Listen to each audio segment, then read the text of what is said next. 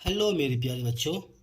तो पहले हमने प्ले का बनाया था क्वेश्चन पेपर, इंपॉर्टेंट क्वेश्चंस वगैरह, गोल्डन क्वेश्चन जो हर साल हम निकालते हैं।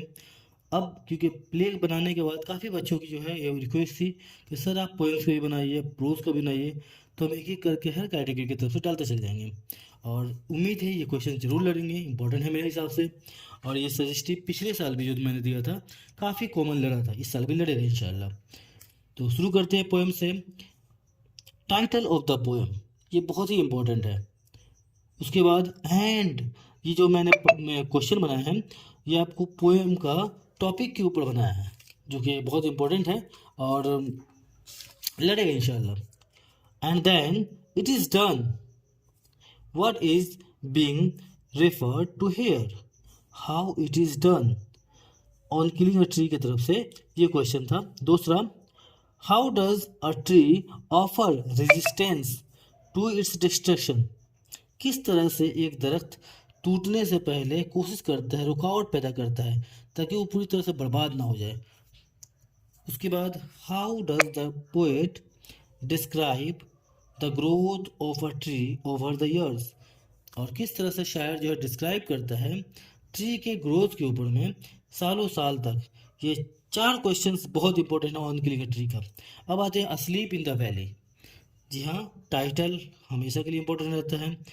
उसके बाद, a soldier very young lies open mouthed, ये भी बहुत इंपॉर्टेंट है। ये काउंसिल का फेवरेट क्वेश्चन है कि एक जो है सोल्जर रहता है, सिपाही रहता है, खुली हुई मुंह के साथ लेटा हुआ रहता है। Describe the place where the soldier lies, उस उस प्लेस के बारे में बताइए जहाँ पे सोल्जर लेटा हुआ रहता है। Why does he lie open mouthed, वो क्यों लेटा रहता है खुले हुए मुंह से। उसके बाद तीसरा क्वेश्चन है, in his side there are two red holes, बहुत इंपॉर्टेंट है।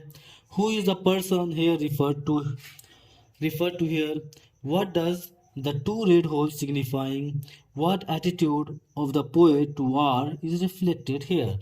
शायर पूछना चाहता है कि जो रेड होल है दाहिने तरफ में सिपाही के जो गोली लगने का निशान रहता है वो किस चीज़ को रिफर करता है।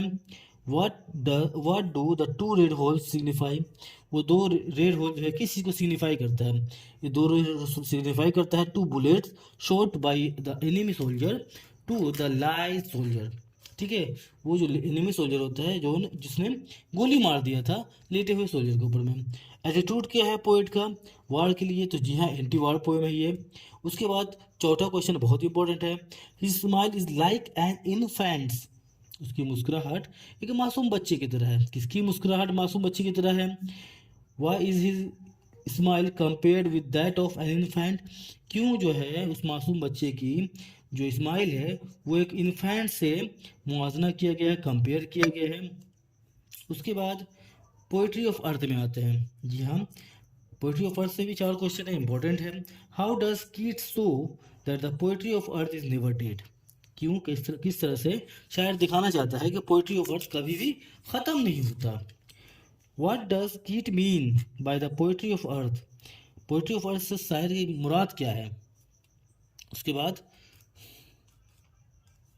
Justify the title of the poem, what picture of summer is represented by the poetry of earth, summer का कौन सा पिक्चर रिप्रेजेंट किया गया है पोइट्री ऑफ अर्थ से।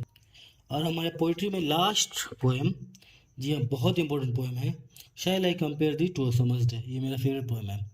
शेक्सपियर के जरिए लिखी गई है ये पोएम, बहुत शानदार पोएम है। पहला क्वेश्चन है, so long like this this gives life to thee, पूरा कपलेट है ये एक तरह के एक्चुअल में। So long man can breathe or eyes can see, so long like this this gives life to thee, ये पूरा कपलेट होगा।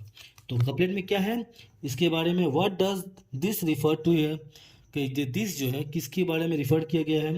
Home does this gives to life, give life to, किसको ज़िंदगी देता है दिस।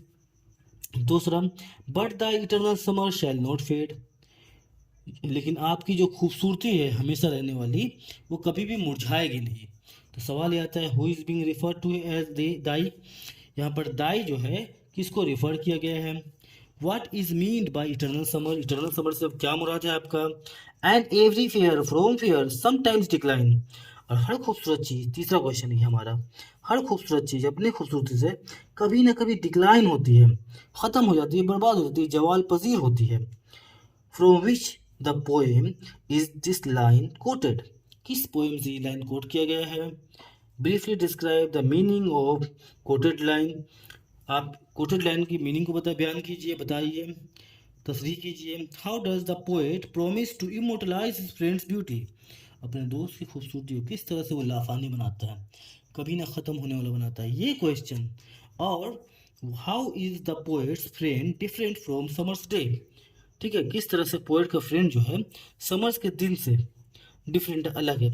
दोनों क्वेश्चन एक ही है, पोएट के दोस्त की तारीफ करनी है, जो भी शेर में पोइट्री में पोएट के दोस्त के बारे में बोला गया उसको अच्छा से बयान करना है। देखिए, पहले मैंने प्ले का डाला था, अब मैंने पोएम का डाला है। प्रोज का भी बहुत जल्द हम डाल देंगे, कुछ घंटों के फासले में। प्लीज़ इस जो सजेशन है मैंने बहुत मेहनत से बनाई है, इसको शेयर कीजिए, चैनल को सब्सक्राइब कीजिए और ज़्यादा से ज़्यादा दोस्तों को पहुंचाइए ताकि उनको भी फ़ायदा हो। ये सजेशन लड़ेगी और आप जब लड़ जाए एक बार तो लाकर प्लीज़ कुछ कमेंट ज़रूर कीजिएगा। Thank you.